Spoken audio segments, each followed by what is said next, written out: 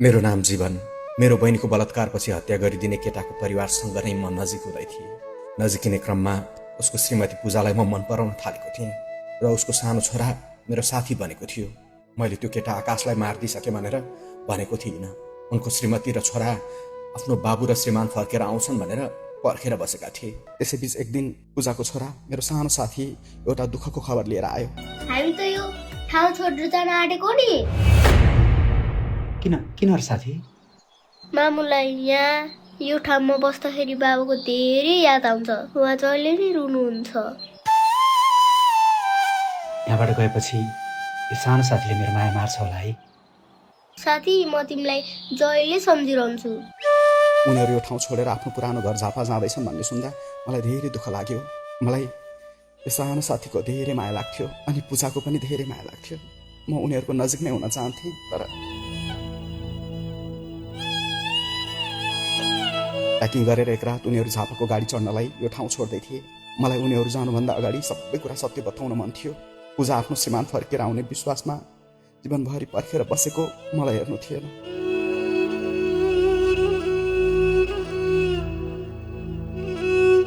म कसरी यो सबै सत्य कुरा भनौँ भनेर भित्र घुम्सिएको थिएँ, तर मैले ठुलो आँट गरेर सबै सत्य बताएँ। हामी अझै राति नाइट बसमा झापा जाँदैछौँ। म उतै बसेर उहाँलाई कुर्छु। उहाँ एक दिन अवश्य आउनुहुनेछ। बाँचेको मान्छे पो फर्केर आउँछ पूजाजी। मरिसकेको मान्छे कसरी फर्केर आउँछ?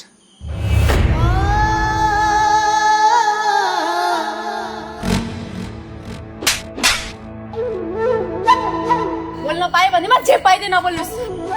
एउटा श्रीमती अनि एउटा छोरा विगत 1 वर्षदेखि आफ्नो श्रीमान र बाबु आउने प्रतीक्षामा बसिरहेछन्, अनि तपाईँ यस्तो भन्दै हुनुहुन्छ?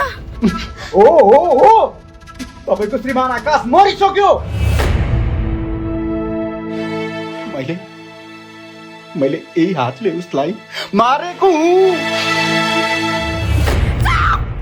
एकदम चुप। भन्न यो सत्य होइन भनेर। मेरो आकाश जिउँदैछ, ऊ फर्केर आउँछ। भन्न यो सत्य होइन भनेर, भन्यो झुटो भनेर।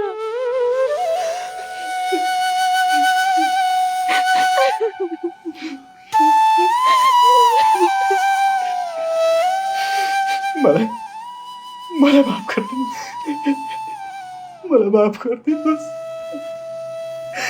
मैले यो सबै आफ्नो बहिनीको न्यायको लागि गरेँ। 1 वर्ष अगाडि म नेपाल प्रहरीमा थिएँ।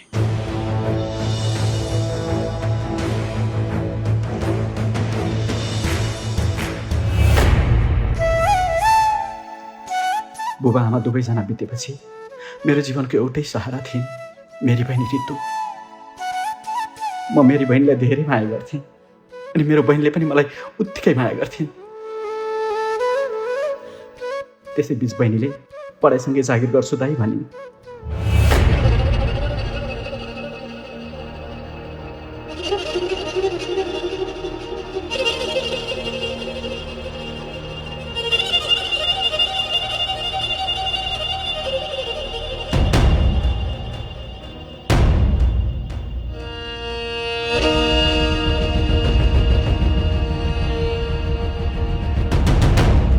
मेरो बहिनीको मोबाइलमा तपाईँको श्रीमानको चाहिने नचाहिने मेसेज आउन थाल्यो।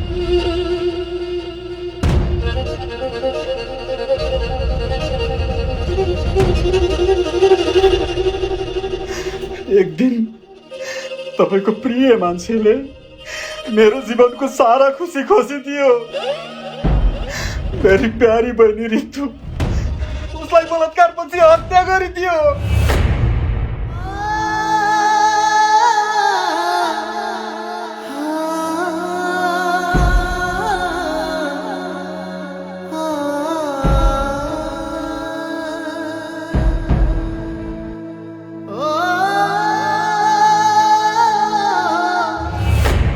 कोठामा आउँदा बहिनी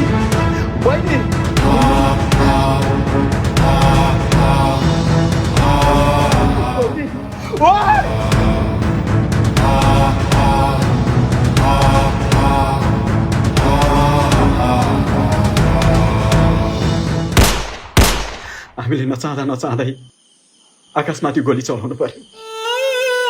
खोलामा खसेको उसको लास कयौं दिन खोज्दा पनि भेटिएन। मेरी बहिनीको मृत्युपछि म एक्लो भएँ। मैले नेपाल प्रहरीको जागिर पनि छोडेँ। आकाशले गरेको त्यो पापको सजाय उसको निर्दोष परिवारले नपाओस् भनेर म सधैँ हजुरहरूको नजिक नै रहे। सक्नुहुन्छ भने मलाई माफ गरिदिनुहोस्।